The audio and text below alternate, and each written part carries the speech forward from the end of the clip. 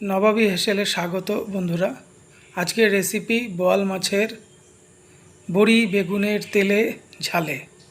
প্রথমে ধুয়ে রাখা মাছগুলিকে লবণ, হলুদ এবং সর্ষের তেল দিয়ে ভালো করে মেখে নিতে হবে।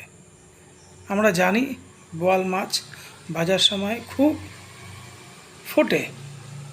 আরেকদিকে একটা বাটিতে হলুদ গুঁড়ো, লঙ্কার গুঁড়ো জল দিয়ে গুলে রাখবো। গোলা হয়ে গেলে আরেকটি বাটিতে হিং জলে গুলে রেখে দেব। তারপরে কড়াইতে তেল গরম করে আলু, তারপরে বেগুন, তারপরে বরবটি দিয়ে ভেজে নেব। তারপরে বড়িটা দিয়ে ভেজে রাখবো। কড়াইতে আরেকটু তেল দিয়ে মেখে রাখা মাছগুলি এক এক করে ভালোভাবে ভেজে নেব।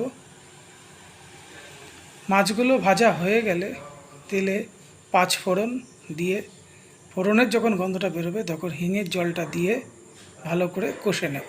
তারপরে লঙ্কার গুঁড়ো মেশানো জলটি দিয়ে মশলাগুলো ভালো করে কষে নেব।